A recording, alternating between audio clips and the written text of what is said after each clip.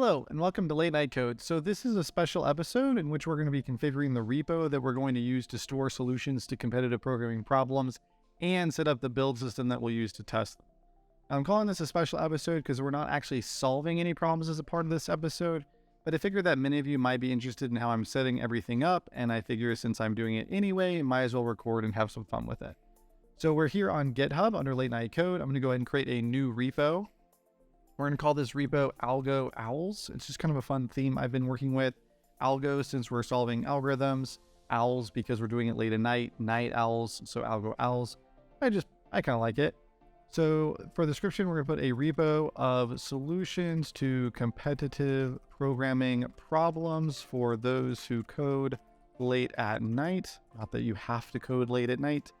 This will be public, so anybody can fork it. We'll add the description as a README. I figure that we'll probably have multiple different languages that we're solving problems in, and so I'm going to let each language be on its own branch and configure its own git ignore, so I'm not going to have one right now. I'll go ahead and use the MIT license, and that's looking pretty good, so we'll create that repo. Then I'll go ahead to code, and I'll grab the SSH key, I'll copy that, and then I'll jump into Windows Terminal. Now, I'm currently working off of a Windows machine. I have a Windows machine at home and a Mac at my work. And so if you're developing on a Windows machine, I heavily recommend Windows Terminal. You can get that from the App Store. And this one is set up over Windows Subsystem for Linux on Ubuntu 22. Also, if you're developing on a Windows machine, I heavily recommend that you get Windows Subsystem for Linux. And if you've never programmed on Linux or haven't done much programming on Linux, you really should get it just to get some more experience on Linux. Now, since my MacBook has zsh, and I've had relatively good experience with that, I've also set up zsh and oh-my-zsh, and Starship terminal with the pastel theme on both my MacBook and on Ubuntu 22 here on my Windows machine to have a consistent feel and experience across both platforms. And this has really been working for me. I mean, how you set up your terminal is pretty much unique to each person, but this one is one I've really enjoyed and has been working well for me. So that's how I've got my setup. I'm going to go ahead and cd into workspace. I'm going to go ahead and git clone, paste in that link, and then we'll go ahead and cd into Algo Owls. We'll do an ls and a git s being a shorthand or alias for git status. And so we can see here we're working off of the blank repo. Now, what we're going to do first is we're going to set up our Rust branch to hold our solutions for Rust, since that's what we'll be working in first. And I'm just going to go ahead and update my README to reflect the branches I'll use for Rust. So we'll go ahead and in README, in being my symbolic link for NeoVim. I'll go down here and we'll say for the Rust branch, git checkout Rusties, because my kids have been watching a lot of cars recently.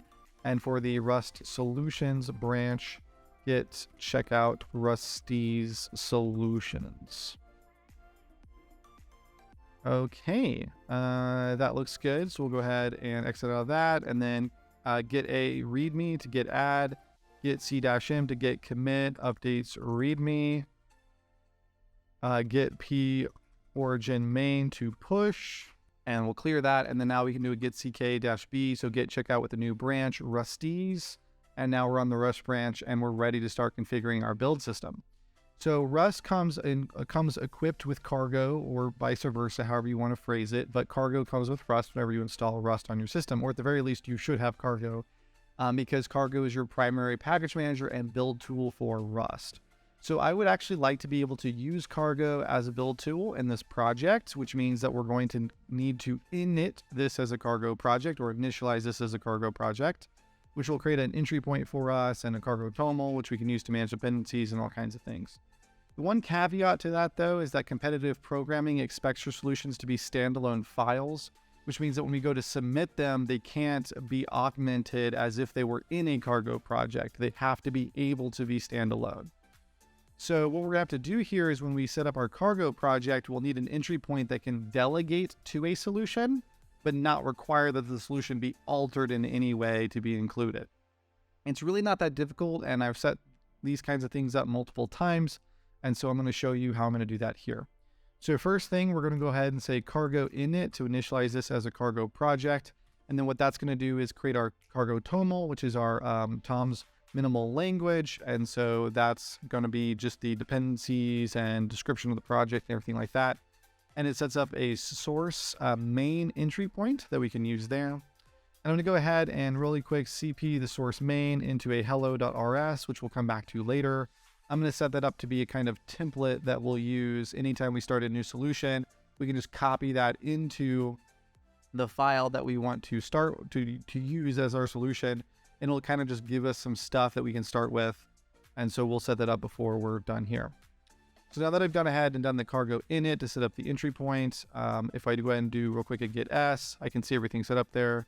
And I can say get a, get ignore, cargo toml, and the source main. And then we can just say get c-m and then init project. And so now we've got that commit working.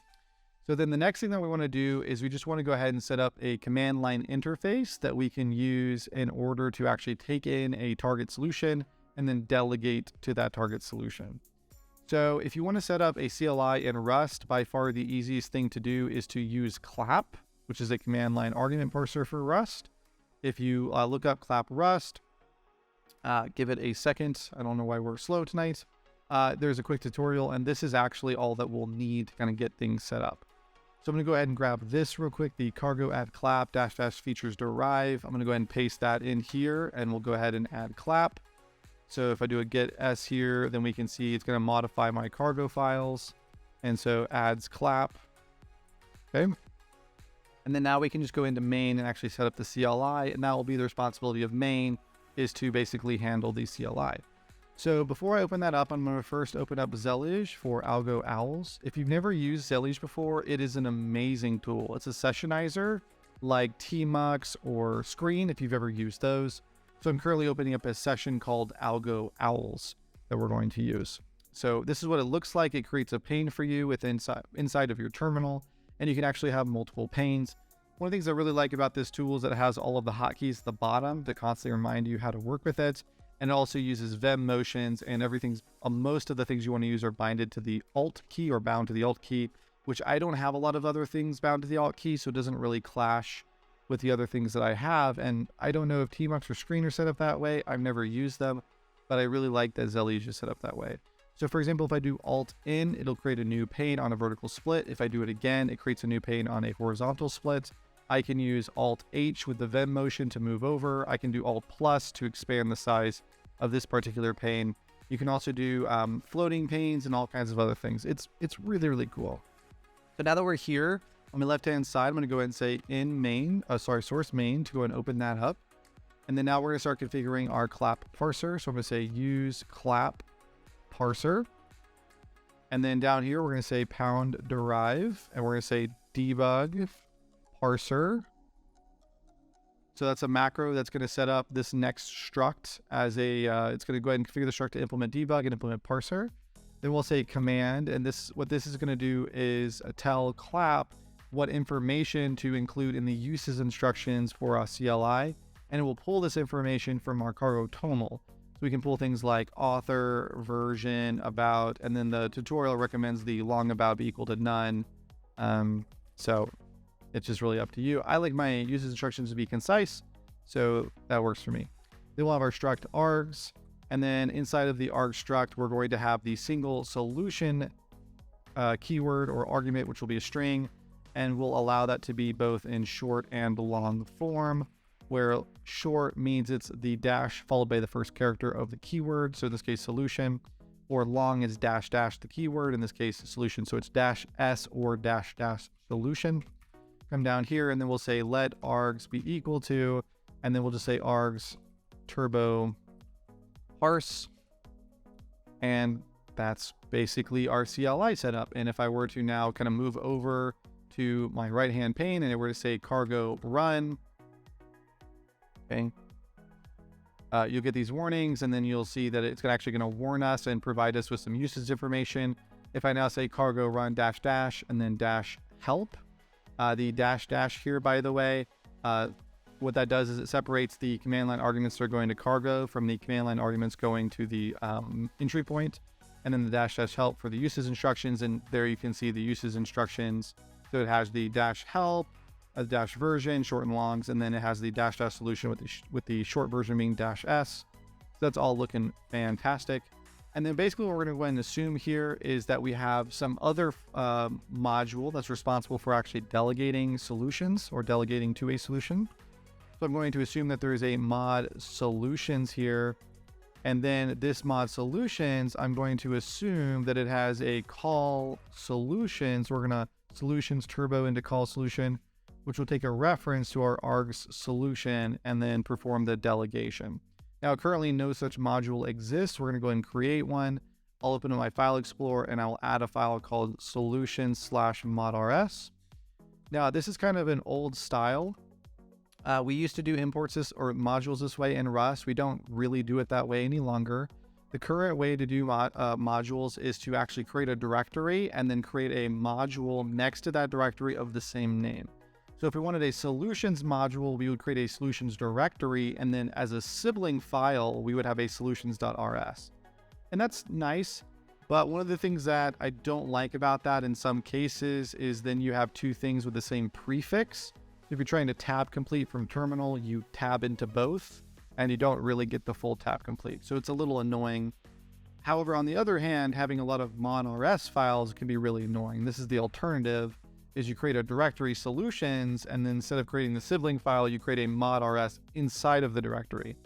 So now tab complete works, but you have a mod.rs, and you could end up with a lot of mod.rs files. In this case, not a problem. We're only going to have one, so it's really not a big deal. So then inside this mod.rs, we'll go ahead and create a public function called call solution. The public is what makes it available outside the module. It will take a single solution, which is a reference string, and then that will return nothing. And all we've got to do in here is just match on that solution. And then our blanket capture is just going to be a print line, no solution for, and then passing in that solution. And there we go. So it just basically says, hey, don't have a solution for that. And then now if we head over to main's working. If we now head over to here and we say cargo run, and I'll just say over here -s, let's just say hello. Then we can see no solution for hello. So there we go. That's our initial build system. Now we can actually run things in Cargo. Cargo is now officially included in the project, and everything that we build will be included in the Cargo project, which means all of my CLI tools that are configured for Cargo will also apply to these solutions. And we got other things like Cargo format. And so this will be, I think, really, really neat. And it does come with a little bit of overhead, meaning that we do have to, link everything inside of mod, but it's really not so bad. Go ahead and real quick, just do a get s, and we'll just go ahead and add source main, actually just source everything. Sorry, get a source everything. And yep, there we go. So then get c adds CLI and solutions mod. Very nice. Okay. Now, if you're curious, by the way, how would you go about adding things? It's pretty easy. Basically, if we were to imagine that I go ahead and add a solution for an ICPC problem, and I'll create a directory called ICPC, and then in that directory, I'll create a solution. So then what I would do after that is I'll come into mod.rs and I'll say mod ICPC, pub mod, and let's say hello, okay? And then I come down here and on the mash, I would say keyword hello mapped to, and then I would say ICPC, turbo into hello, turbo into main. And that's all you have to do. And then hello doesn't even know it's a part of a project. It's just a standalone file with its own entry point, and we just have the ability to delegate into it. The only thing that we have to do with that file is ensure that its main is public. That's the only thing. And so just to go ahead and ensure that, we can now jump over to the template. And again, this template will be what we use as a template for any new solution. So now we can just say puff fn main, and now this is a perfectly adequate template. But we'll do one more thing. We'll say use standard IO. Because all competitive programming problems do use standard in. So there we go. Now we don't have to worry about importing that at the beginning of every single solution. And there we go. So we have a template now that we can use where every single thing that we copy from this template will be something that we can delegate to. And that's all we need to worry about. So now I'm going to go ahead and exit out of there, and we'll go ahead and say get s, and then I'll just say get hello. We'll add in the hello, and then we'll say adds templates. And then I'm just going to say get restore, and then source solutions mod. And our status should be clean, and it is clean. So now let's talk about the second thing. The second thing I'd like to be able to do is to be able to test a particular solution with several different test cases. Now, with competitive programming, a lot of times you can actually get access to the test cases and the answers that are expected, either because you're working off a platform where you can download them, or if you're doing a contest, usually those are posted later. I'll give you an example. If I jump over to sirjudging.vanby.org, this is a site that posts solutions to ICPC problems. So there's one right here called Fading Wind, and if I go ahead and click data, that will actually download the data zip for those solutions. And now I can say MV, MNTC, and then users, my username, downloads, and then data, put that into here, and then unzip that, clear it. And then if I real quick just go ahead and open up my current directory, you can see there's the unzipped data folder. It has two subfolders. One's called sample, the other one's called secret. And you can see that included in them is several different files where we have a .in and a .ans. The .in files have the inputs for the test case, which are meant to be piped into your solution on standard in, and the .ans have the answer for that particular input. And it's expected that you compare your output to the ans file. Okay, so that's how these test cases work. And what I'd like to be able to do is to set it up so that way I can run all of these, back to back to back to back against my solution and see if I'm passing all of them or if I'm failing certain ones. And if I'm failing, which ones am I failing and where? That's what I'd like. And technically we could set that up in Cargo, but I don't really want to set it up with Cargo because it would require writing Rust code that's going to manipulate standard in, standard out. That's really just something that Bash is a lot better at, and it's a lot easier to do in Bash. So I'm going to go ahead and set up a Bash script to do this.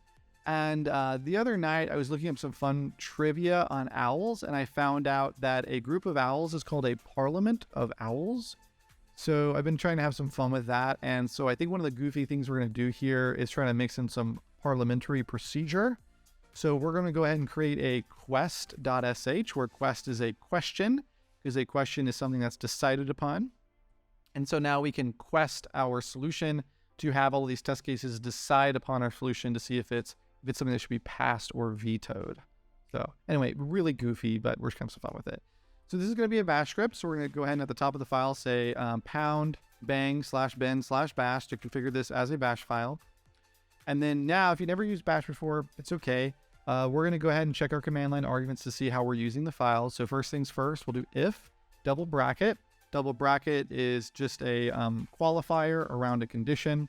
It's more powerful than parens. If you're used to those in other languages, it actually allows you to have more interpolation of the arguments inside of those brackets. Then we'll say $1. Bash uses numeric command line arguments. So $1 is the first command line argument. And if that's equal to an empty string, that means we've provided no command line arguments. Or if the $1 is equal to the -help, okay? Or if the $1 is equal to the -h, or if the $1 is equal to the $help. So just covering all my bases here. There we go. Then, and so now we can actually handle the usage instructions. So we'll echo usage instructions, and then our usage instructions will be a quest. I'm going to go ahead and move the sh once we're done with this file. Normally, when you have an executable script, you shouldn't include a extension. That's why we put at the top of the file the bin bash. So we'll say quest, and then we'll say solution file, or we'll just say solution name, and then we'll do some echo requires. In this particular case, it's going to require a source, and then solution name.rs. So this is a little pattern that basically says it requires inside the source directory, inside of some subdirectory, a file called solution name rs. And then we'll say also it's going to requires tests solution name. There we go. And then underneath that, then we'll say, given some subdirectory and then a dot, and then we'll say in and ands. This will be my little shorthand here. So basically what this shorthand is saying is that to use this test inside the source directory, inside of some subdirectory, you must have something called solution name.rs. Okay. Then we'll need to have a test directory with another directory with the same name as the solution. And then inside of there, it can have any number of directories, but they must have some corresponding .in and .ans files. So that's all that's saying. Then we'll go ahead and put a phi to close that, and that gives us our usage information. If I come over here, I'll need to first chmod 701 the quest sh to go ahead and make it executable. And then I can go ahead and say quest. We get the usage instructions. Quest.h, we still get them. Quest dash help, still get them. And quest dash help, we still get them. So that's all looking pretty good. Now, real quick, we don't have that test directory, so let's go ahead and make it and then touch a git keep into that directory. And so then we can go ahead and add that directory. We'll say adds test dir. Now, from here on forward, I don't want to just be including all of the tests in my main repo because those are going to stack up fast. So I'm also just going to go ahead and modify my git ignore here. And we'll just go ahead and make sure that we ignore tests from now on. And so let's see, and then ignores tests. Cool. So then what I should be able to do is do something like mv data into tests fading wind for that example that I just downloaded. And if I get S, you'll see it doesn't show, and I can go ahead and remove this other data, and we're looking pretty good from there. So then now we're going to set up our next condition, which is going to be under an else, because we're going to assume that if you're giving us an argument, it's actually a solution name. We're making some assumptions here, maybe not the right idea, but we're going to make some assumptions.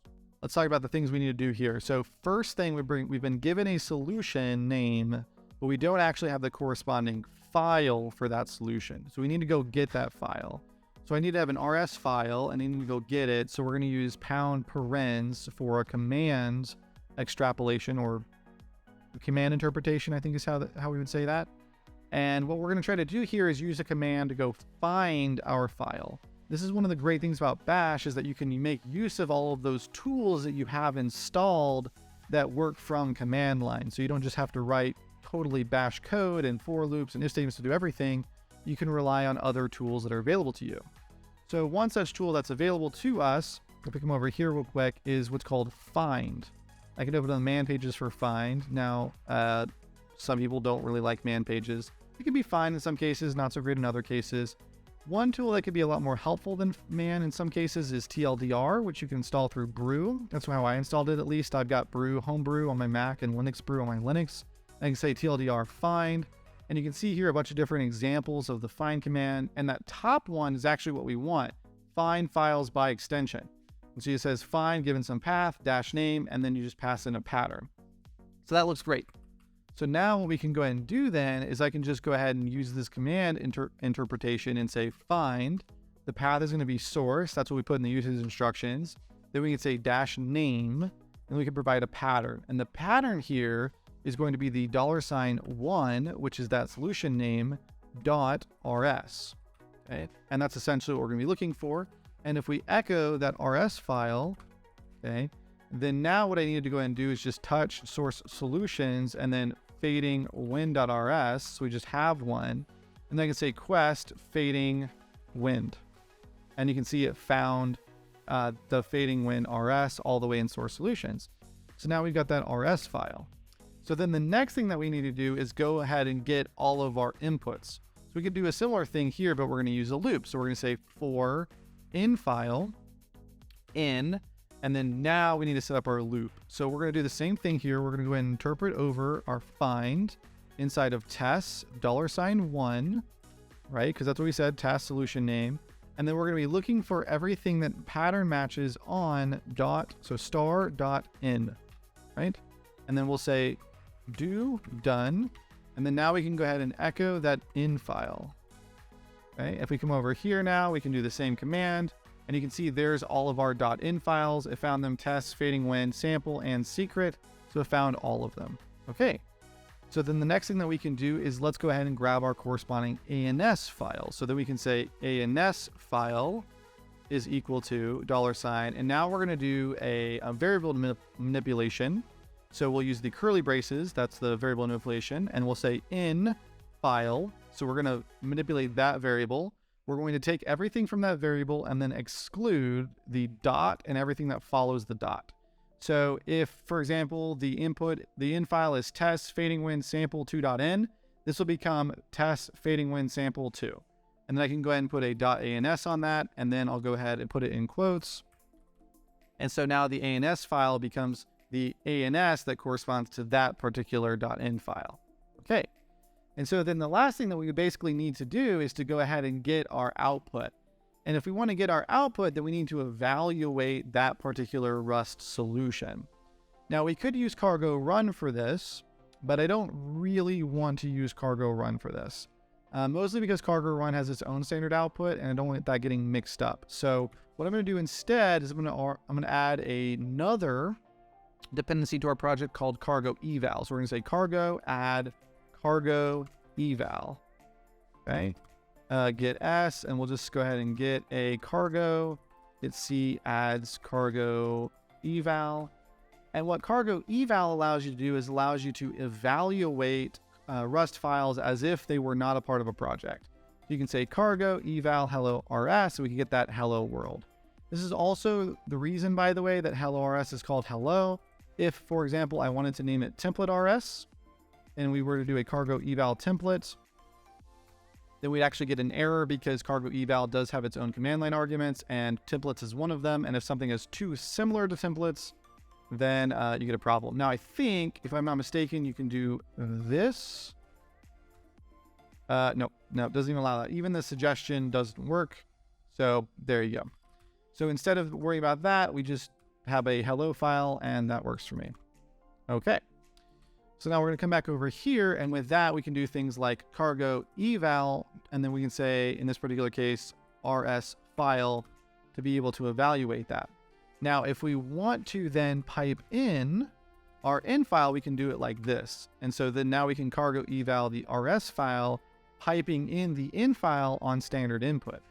But we still need to then compare the output of this to that ans file.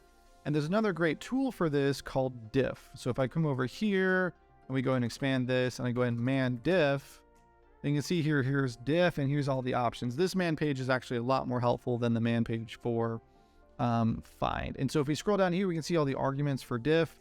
We'll be looking at the -u for the unified. And then there's some other things that can be really helpful. The suppress common lines, the labeling, let's see what else we have here. So let's just go ahead and kind of go through all of this one at a time. So first of all, let's go ahead and lower this a little bit. There we go. Jump over here. And now let's go ahead and set up our diff command.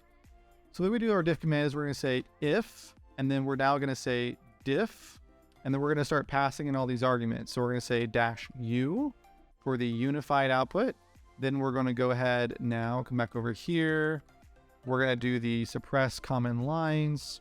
So -- suppress common lines. Okay. Let's see. Don't want that. Oh, labels. So then we can do the labels real quick. So we can say label. The label for the first one, it's going to be the ans file. So now we can just say ans file. And then the label for the second one is going to be the rs file. Okay. And we don't need any of this. We don't need that. We're still looking good there. Don't need any of these. That looks fine. I'm not going to worry about cases. Some people might be on Windows. So we'll go ahead and do the -- strip trailing CR. Okay. Although if you're on Windows, you might have a hard time doing this anyway, because this is a bash file. But we'll keep it. Let's see. Then we'll keep going down here. Don't worry about line formats. Keep scrolling down. And then there's D for minimal. I like that. And then there is also -- speed large files. And there's also -- color. And that looks good. So we've got everything there. And then the last thing we do is we just go ahead and we want to compare the ans file. We can go ahead and compare the ans file. And then now we're going to go ahead and compare that to the output of cargo eval.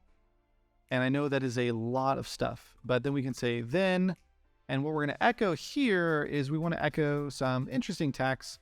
What I'd like to go ahead and echo is something like the input file reports, you know, like a nay, I guess, to go with our parliamentary theme. So we can go ahead and echo -e, and then we can say here the 033, and then we'll pass in 0 semicolon 31. Sorry, this is the pass. So 32M for green. And that's an ANSI code for outputting green. And then we'll say, in this particular case, the in file. And we'll say I. And then we can go ahead and close off with a 033 and then a 0M. And then otherwise we failed. So we'll say echo -e 33 031M, I believe.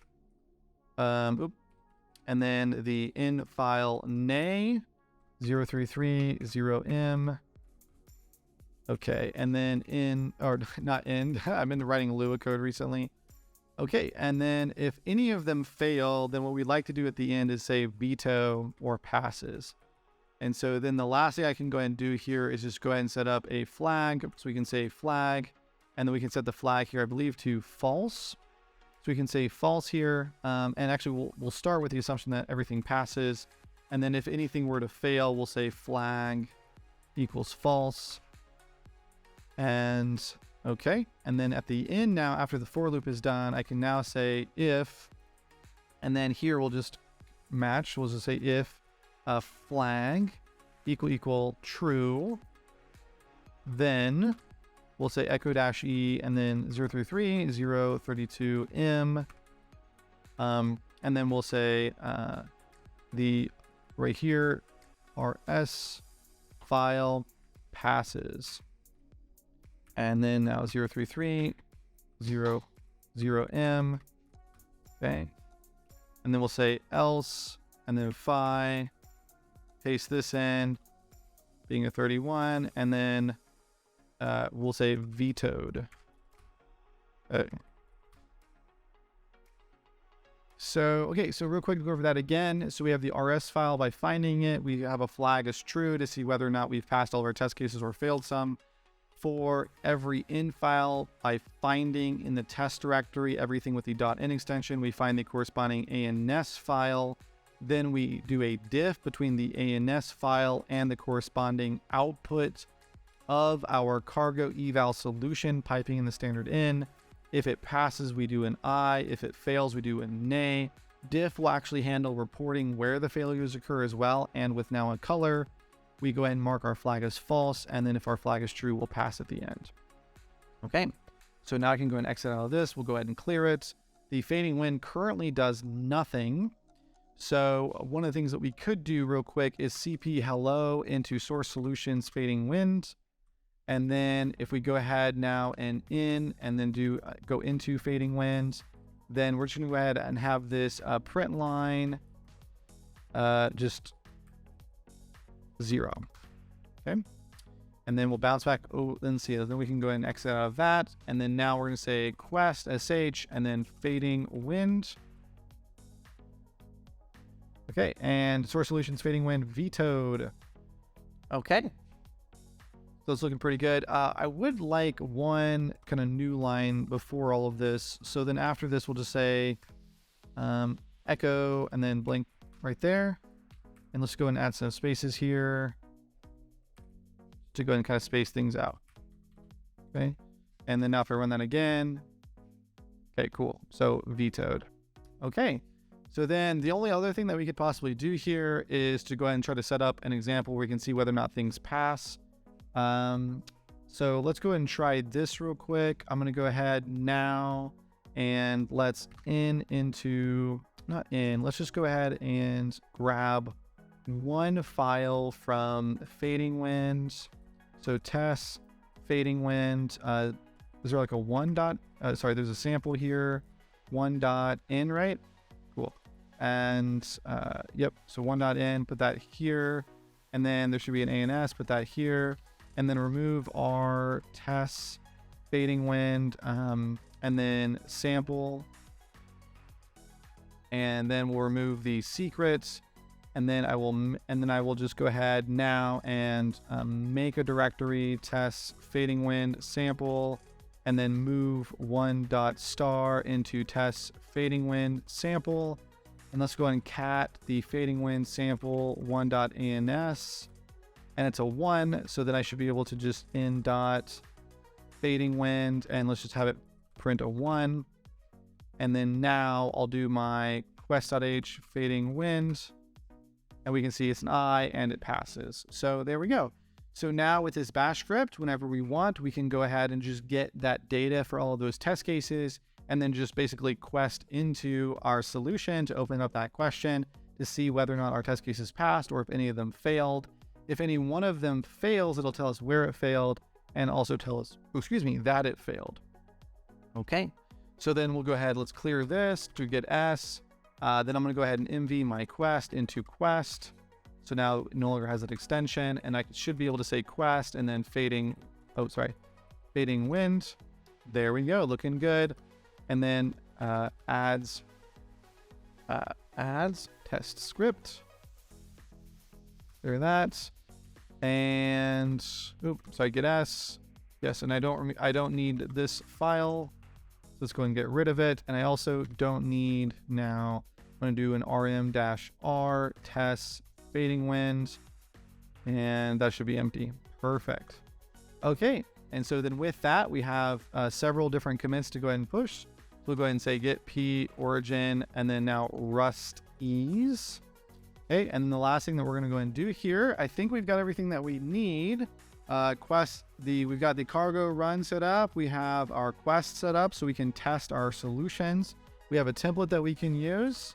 So I think that looks pretty good. So we just go ahead and do a git checkout-b rust ease solutions, and then get p origin rust ease solutions, and I think we can call that a night. So anyway, I hope that this was helpful, and I hope that you found it kind of interesting and fun. If you did, please let me know in the comment section below. If you have other comments or feedback or ways that we can improve this, also let me know in the comment section below. I'd love to learn from you and hear from you. Otherwise, in the next episode, we're going to be setting up our first solution. But until then, have a great night, and I'll see you in the next episode.